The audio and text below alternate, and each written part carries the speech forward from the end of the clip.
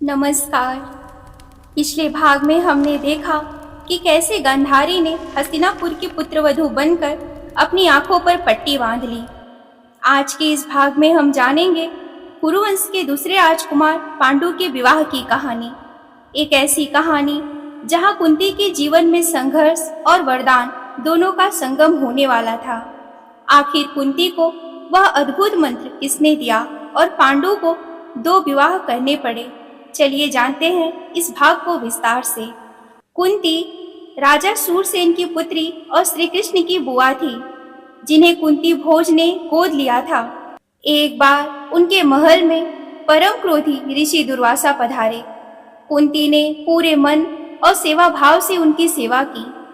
कुंती की सेवा से प्रसन्न होकर दुर्वासा ऋषि ने उन्हें एक दिव्य अथर्ववेद का मंत्र दिया और कहा कि पुत्री, तुम जिस भी देवता का स्मरण कर इस मंत्र का जाप करोगी, वह देवता प्रकट होकर तुम्हें अपने समान तेजस्वी पुत्र प्रदान करेंगे। यही वह मंत्र था जो कुंती के भविष्य के संघर्ष और शक्ति का आधार बना। समय आने पर कुंती का स्वयंवर आयोजित किया गया। हस्तिनापुर के राजा पांडु, जो अपनी वीरता और धनुर्विद्या के लिए प्रसिद्ध थे, वे भी वहां पहुंचे।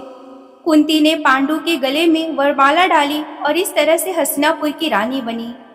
इसके कुछ समय बाद भीष्म पितामह के परामर्श पर कुरुवंश के संबंधों को और विस्तार देने के लिए पांडु का दूसरा विवाह मद्र देश की राजकुमारी माद्री से हुआ।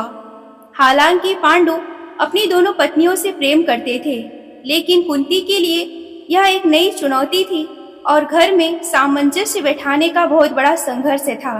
राजा बनने के बाद पांडु ने अपनी सेना के साथ मिलकर दशाण, मगध और काशी जैसे कई राज्यों को जीतकर हस्तिनापुर की सीमाएं बढ़ाई। वे कुशल शासक सिद्ध हुए, लेकिन नियति को कुछ और ही मंजूर था। थकान मिटाने और विश्राम के लिए पांडु अपनी पत्नियों के साथ वन विहार को निकल गए। यही वह वन यात्रा थी जहां एक अनजानी भूल के कारण पांडु को वह शाप मिलने वाला था जिसने पूरे कुरुवंश का मार्ग बदल दिया। कुंती का महल से निकलकर वन की ओर जाना उनके जीवन के लिए एक नए और कठिन अध्याय की शुरुआत थी। अगले एपिसोड में हम देखेंगे पांडु से ऐसी कौन सी भूल हुई जिसके कारण उन्हें ऋषि किंदम का भयंकर शाप मिला और कैसे कुंती के मंत्रों ने पांडवों के जन्म का मार्ग प्रशस्त किया। अगर आपको हमारी यह महाभारत सीरीज पसंद आ रही हो तो कमेंट में अपनी राय जरूर दें।